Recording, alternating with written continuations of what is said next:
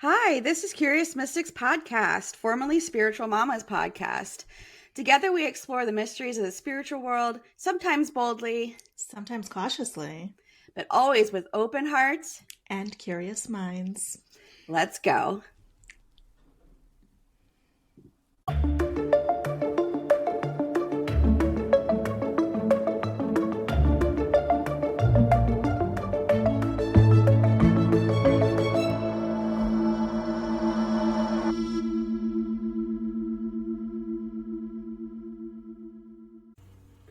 Hello, everyone. It's Erica And Kim. from Curious Mystics Podcast. We're here. Yes, thank you guys for being here with us. Yeah. So how you doing this morning? I'm doing okay so far.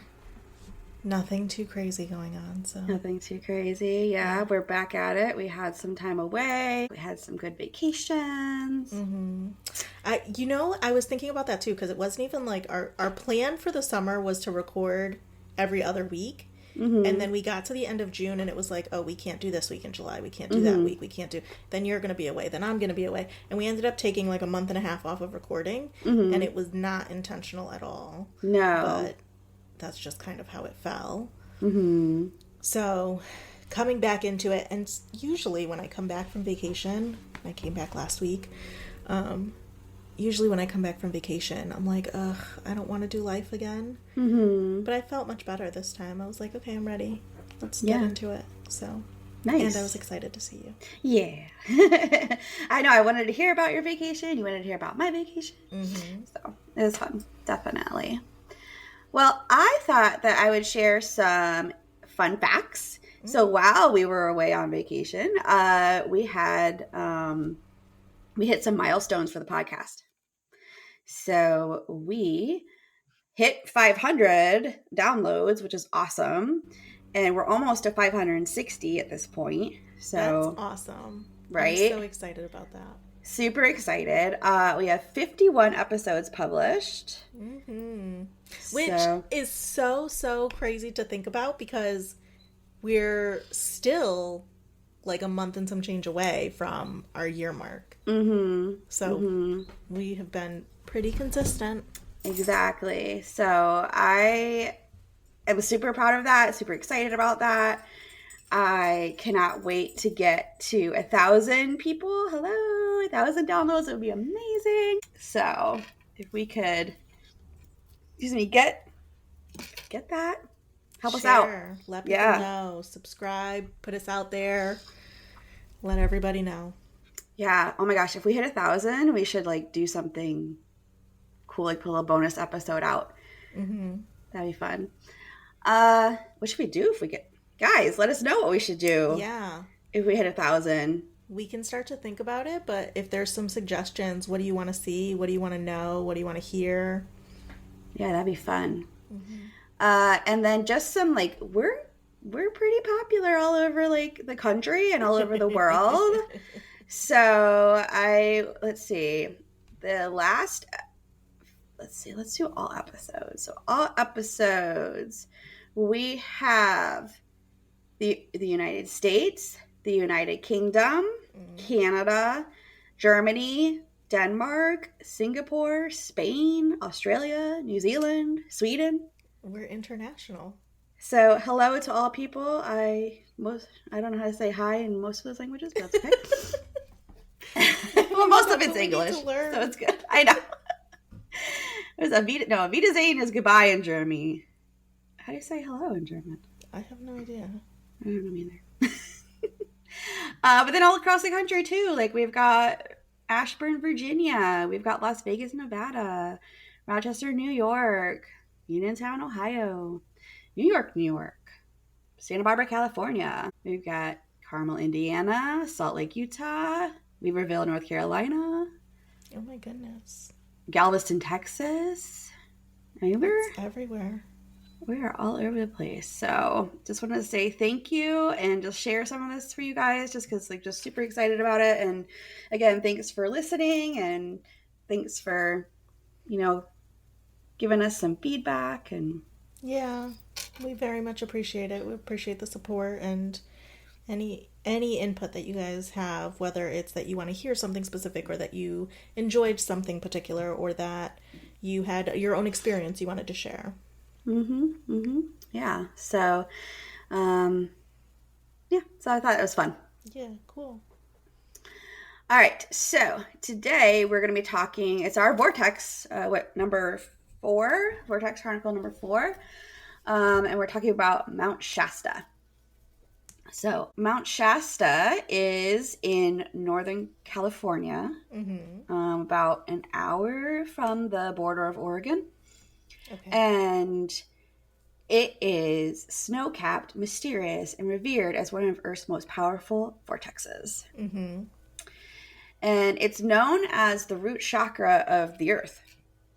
That's interesting. I don't think I've ever heard that before. Yeah, me neither. So it is said to ground, awaken, and transform all who visit. I'm curious if you're going to get into whatever you're going to get into, but I've heard of Mount Shasta from people who were going for spiritual visits. Like years ago, I've heard about that. And I wonder if people are going specifically for that reason, or if it's like people are going and then they discover these beautiful properties. It is definitely a place that people go for specifically for the spiritual aspect of it. So the mountain is sacred to like 29 different peoples, such as the Wintu tribes, the Karuk tribes, the Modoc, and the Shasta tribes. Okay. And other like religions and spirituality groups also hold it as a spiritual place. So my dog's throwing a fit right now, and I'm not really sure why. So sorry, guys. So I thought it was interesting that it was called the root chakra of the Earth. I hadn't really heard of any other places being called like a chakra of the Earth. Yeah. Do you think the Earth has chakras? I think it would make sense that there are places on Earth that help you connect with certain chakras in your system, and the chakra system goes beyond just the physical of our bodies, doesn't it? Right. Yeah. So it would make sense that it would transcend into certain areas in the Earth too. Yeah, so the root chakra is associated with grounding, survival, and belonging. And then, so Shasta's immense volcanic presence embodies those qualities because it's stabilizing anchor for Earth's energy. And it's an active volcano. Yeah. Which is wild. Visitors often describe sudden emotional release of old fears, a deep sense of safety and homecoming, vivid ancestral or past life dreams, and feeling both tiny and infinite in the mountain's presence. I could see how all of those things would be, especially when you're thinking about it as a connection spot and a grounding place, and to be able to have some of those experiences that are keeping you grounded but also connected. Yeah. So I did go to Mount Shasta 3 weeks ago, for a shamanic retreat. And I will tell you, it's pretty amazing. So I flew into Medford, Oregon, and then drove to Mount Shasta. And once you get into the area, all you see is this gigantic mountain. And it's literally snow-capped in July, the end of July. The first night that I was there, they had a lightning storm that also put fresh snow on the mountain. What? Right? Which is wild. Yeah, so that was crazy. Big lightning storm. And then huge, beautiful rainbow. It was just a wild experience. So It sounds like it, to have those types of experiences. It's like, I mean, it can be, I'm sure, a beautiful experience to just be in like a thunderstorm or something like that. But to have a lightning storm that brings fresh snow to the mountaintop and also be witnessing like rainbows and things like that is kind of like the extremes of right. all of these experiences. Exactly. And when you look at Mount Shasta, it often has like a ring of clouds around it, just like at all times. Mm-hmm. And sometimes it will actually like spiral. Yeah. Wow. So it's just kind of a surreal thing because we had gone to the Tetons, which I absolutely obsessed with the Tetons now in Wyoming, and they're pretty big mountains. Yeah. But there was something surreal about this one, like just like I said, with it's like peaked, and it's got like the snow on it and like these clouds. Like it was definitely something a little bit surreal. Mm-hmm. I mean, there's nothing else I think that you can say about those things except that like they're kind of like magical in that way. And when you think about the vortexes that we have talked about, they're vortexes for a reason. So to have that energy be coming up in that way, that's like visible and something that you can experience. It's impressive. Yeah. People believe that the energy radiates from deep within the mountain, creating a heightened state of awareness, healing, and spiritual downloads. I believe that there's crystals inside the mountain. I don't know. I don't remember. There's a lot of like legends and mystical lore that surrounds Mount Shasta. And honestly, that's the first thing I had ever known about Mount Shasta. I didn't know it was a vortex. The first time I had heard about it was on, oh my gosh, what is that show where they go investigate weird things like Koopa Chabas or whatever they're called. Oh my gosh. It's a show on like the History Channel or Discovery or something. Anyways, they were talking about how like there's all this weird activity, like people just like go missing or like get like lured into caves by people that look like their grandparents and stuff. So the legend, there's the Lemurians are a legend of an ancient civilization said to live in hidden cities beneath Mount Shasta. And the Lemurians are supposedly similar to like Atlantis. Okay. Like Atlantis sunk. Yeah. This supposedly like this was a thriving peoples, and then they like sunk into the mountain. They live in the mountain now. So that's crazy. So wait, did you see anything about this like while you were there, or just what you've seen beforehand? Oh, I saw it beforehand, and then when I was there was like Lemurian tours or something like that. Like you could go. I know. Yeah. So the Lemurians are described as a serene beings with long hair and flowing robes and masters of crystals and healing technology. Oh. Yeah. They where is this? I have a story. Okay, here we go. In the 1930s, a prospector named J.C. Brown claimed he discovered tunnels beneath Shasta filled with gold and hieroglyphs. He disappeared before leading an expedition back, adding to the mystery. So, like, nobody could ever find the opening to this cave because he just disappeared. You said the 1930s this happened? Mm-hmm. I wonder where it could have gone. Yeah, there's another one where a little boy went missing from a camp, like just randomly went missing, and he was found hours later in a cave where he said that his grandma had led him in there, but it was a robot form of his grandma. Oh. Didn't like that? No. Yeah. And there was another one where a little boy just like went missing from a camp and showed up like miles and miles and miles away, like unharmed or whatever. So a little crazy. I think it's always a little like, I'm gonna say creepy, but I don't mean that in like a creepy sense. I don't know if that makes any sense, but just like off in some way when people start to go missing in a certain area, and there's like these lores attached to it, or these theories of what could happen.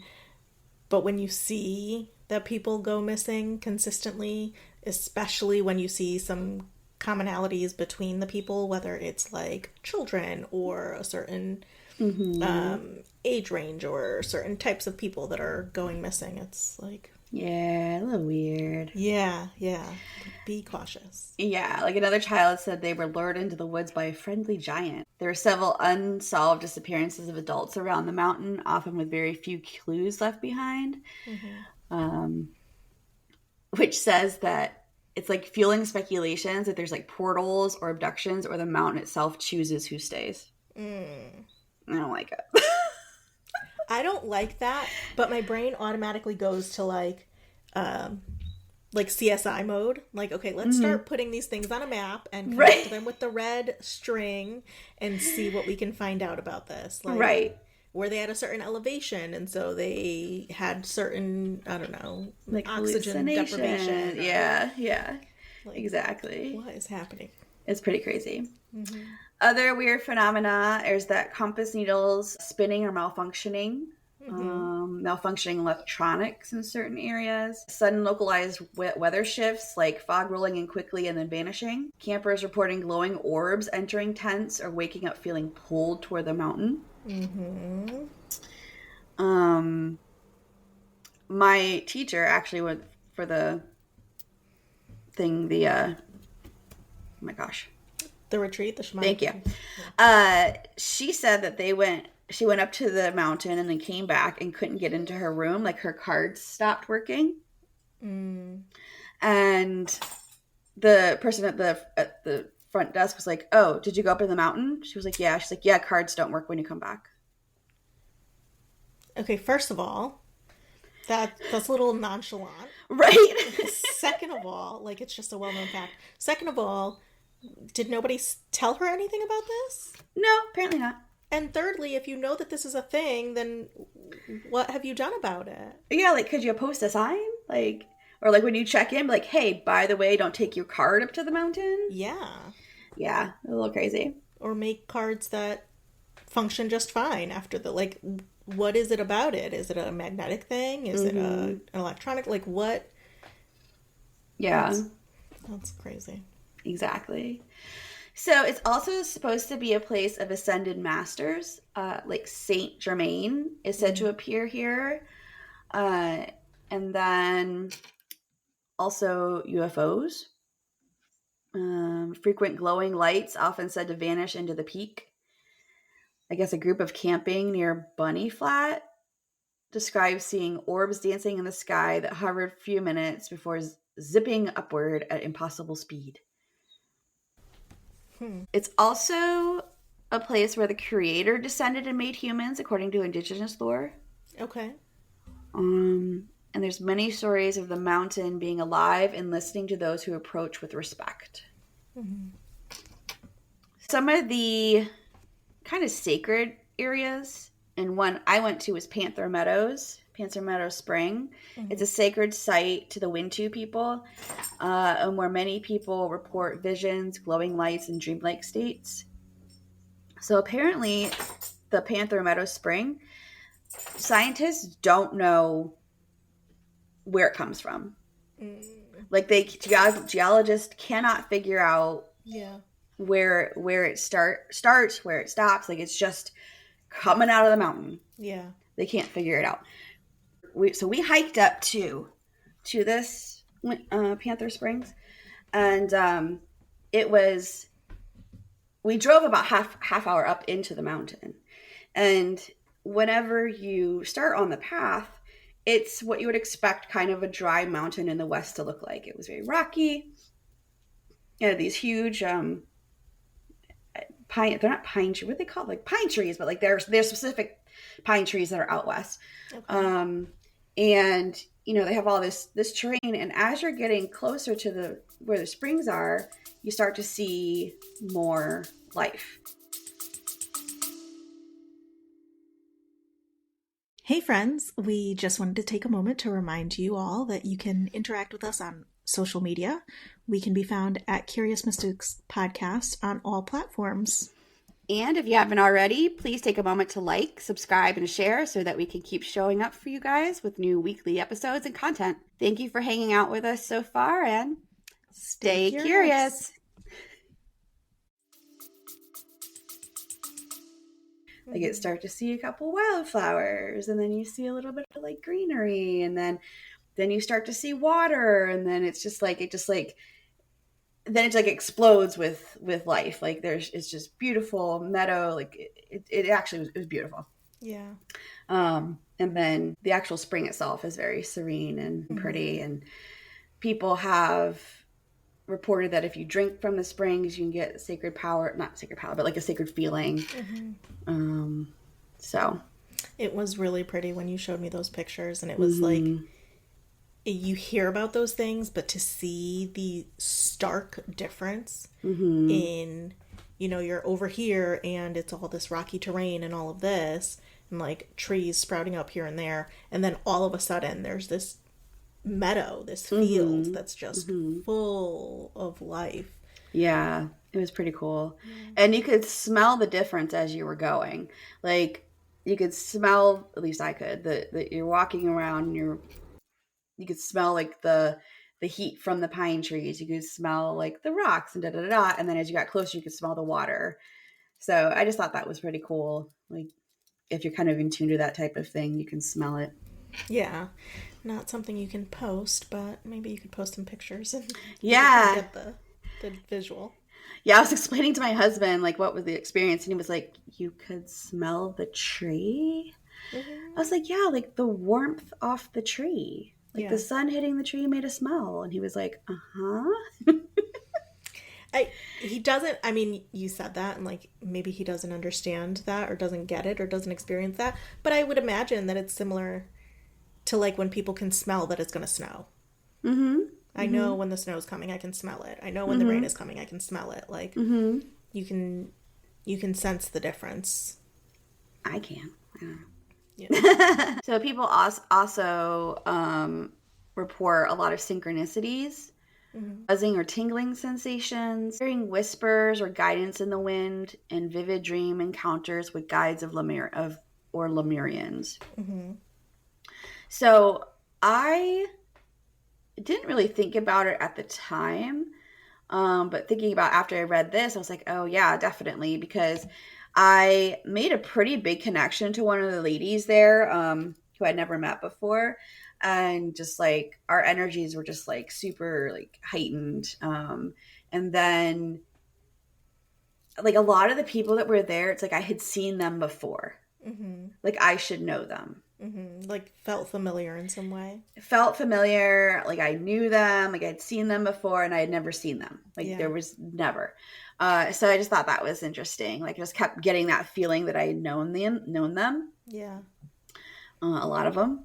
And a lot of people made some pretty significant connections with other people that they hadn't met during this thing. So that was really cool. Another energy enhancing place is the Headwaters, which is crystal clear waters seen as healing medicine. Headwaters of Sacramento River are crystal clear spring waters used in ceremonies. Okay. Shasta embodies paradox as both grounding as a root chakra and expansion because of portals and legends.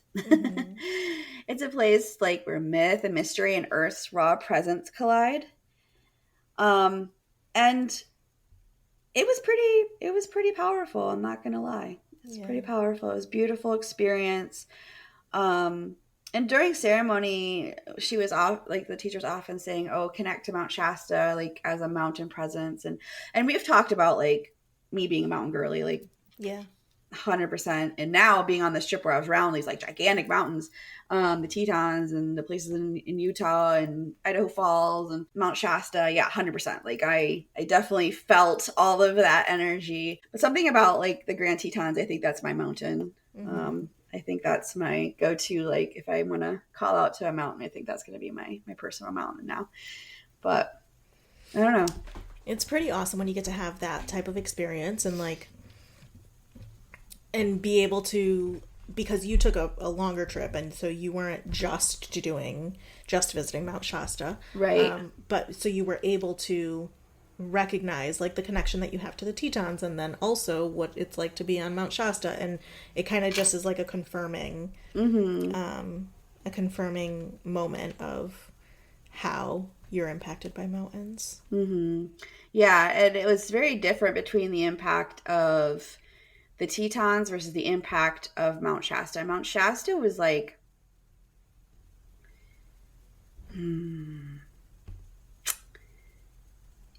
it was both awe-inspiring, but also kind of like uneasy because like it was just, I don't know if it's the way that like it kind of came up over the town or the circling the clouds, but I don't know. Like it was, you could definitely feel the energy, and I don't know if maybe that's what I was feeling. Mm-hmm.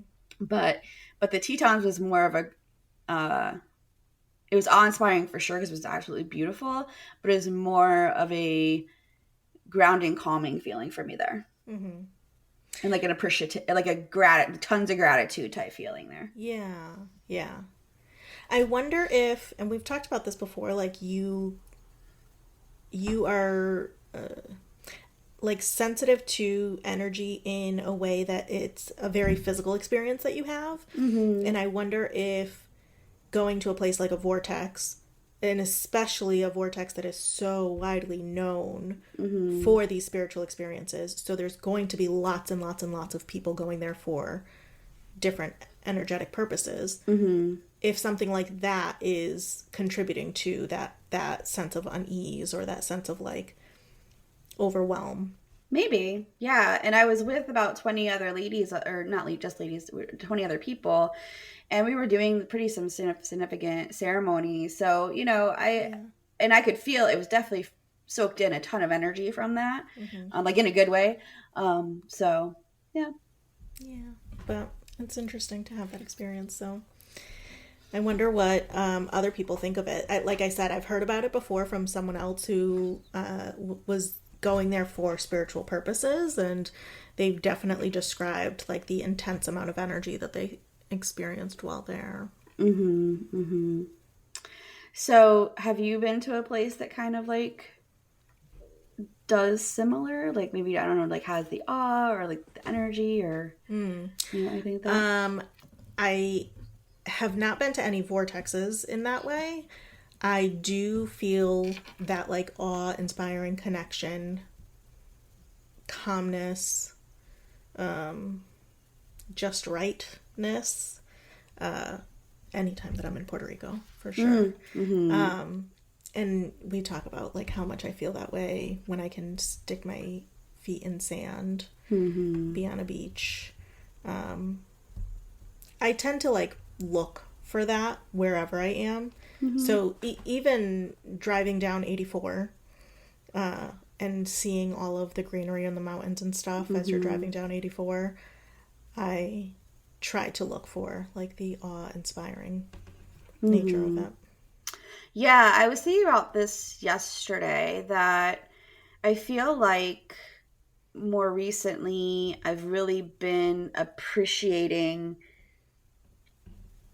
not appreciating nature because I always have, but just like being very mindful of the connection and like taking it in on purpose. Yeah. You know, like I went when like the Tetons, when you came out into this one part, you could see like this whole landscape of the Jenny Lake and then like the mountains, and it was just like I purposely stopped and like took that all in. It was just like loving every minute of it, you know. So I think just being much more mindful of my appreciation of nature. Yeah, I agree. I've been a little bit more like entranced by it at times. I was the vacation that we went on, I drove down to Tennessee and we left at 1:30 in the morning, and it was the night of the full moon. That moon guided me until sunrise for like 6 hours. Massive. She was gorgeous, and in front of, and I'm glad that I didn't crash because I was staring at the moon more than I was looking at the road. But exactly. Like those types of experiences where it's like, okay, we have a full moon every month, but this experience that I get to be fully connected with and just fully taken. Exactly. Yeah, I agree with you. Like just seeing like, oh my God, that there's a, I don't know, I saw a raven fly across the other day on the highway, and it just was like, oh, that's so beautiful. I'm like, yeah, you know what I Yeah. mean? It's like, it's a raven, but like it was cool to me. I don't know. Yeah. So I'd be interested to see, and we will, as we continue this series, see how other people can describe those experiences with other vortexes too. So, yep. So, whether you see Mount Shasta as a vortex, a sacred mountain, or simply a breathtaking place of nature, its mystery continues to call people from all over the world. mm-hmm. And in the Vortex Chronicles, we believe these places remind us that Earth herself is alive and that we are part of a greater web of energy. Absolutely. Yeah. So, and we're going to continue with this every first Tuesday of the month. We're going to do a new vortex. Mm-hmm. And if you want us to go someplace, well, journey, like spiritually go someplace, let us know, and Mm-hmm. we'll check it out. Yeah, definitely. Yeah. So, until next time, Stay curious. Bye.